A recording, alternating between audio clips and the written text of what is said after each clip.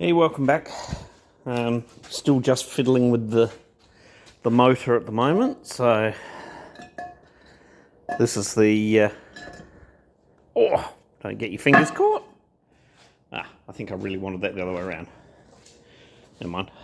I can't remember which way around it actually goes. So obviously we still have some cleaning up. I mean, these are not going to be yellow. They've sort of just got a little bit of yellow paint on them. We'll clean up these threads as well. Probably paint them. We'll see how we go. But that's actually looking pretty good. Pretty happy with it. What I'm actually up here for is I'm going to take this down to the house because I'm trying to get this to actually be in the right place. It's interesting. I'm wondering what have I done there. Yeah, okay. This is the moulding that I'm sort of trying to make to get the bonnet lined up, and I've got a few ideas about how that's going to work. I mean, you can see these holes coming up around the outside. Oops, missed. They run all the way around. That's where the rivets were. There's actually a couple of nails in there because I was holding a piece of board in there.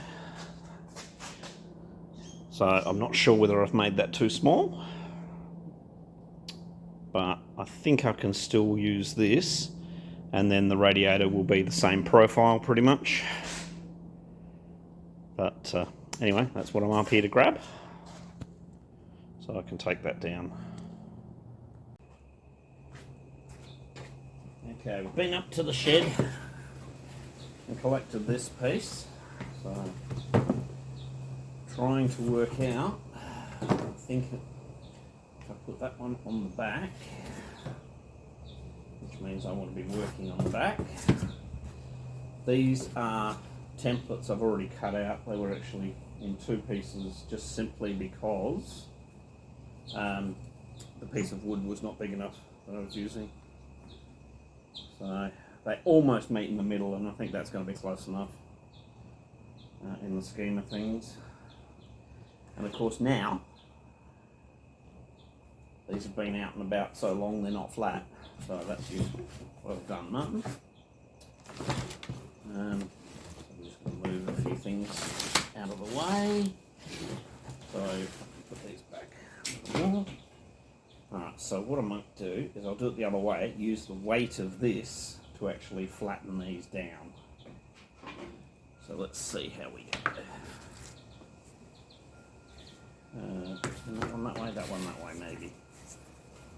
In fact, even this piece of cardboard should be about the right size. So if I turn that around. Alright, so it's only that one that's bent.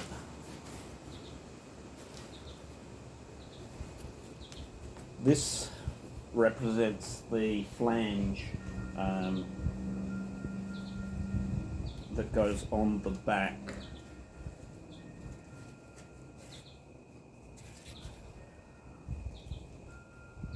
Okay.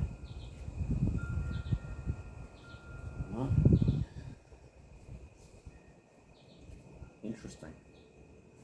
How does that work? Oh, it goes up just a fraction. I actually haven't got that too badly lined up, I think.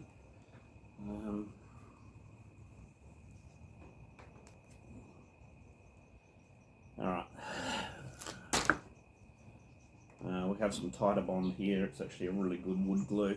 I was using it originally for making ukulele bodies, so it's a really good wood glue.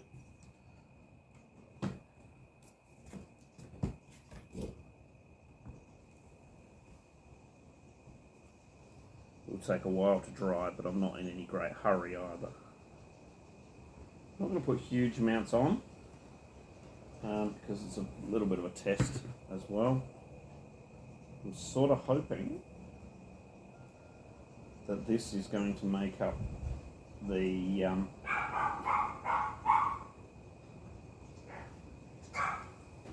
the full width.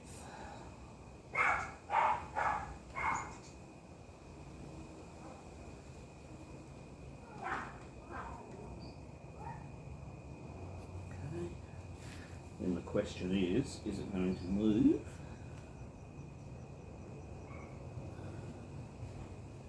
Okay.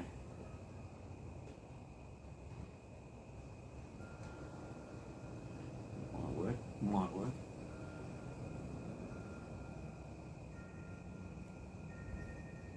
Right. Just lining it up. Okay. Might need a router afterwards as well. So use a couple of these things to hold it down. And the carby. Without trying to move it. A lot of weight in that brass carby, oddly enough. Which is brass. And that one. What's the bit that's not going to stay? I'm going to turn the film off before it falls off. It is going to glue itself to the cardboard a little bit, but I don't think I care, to be honest.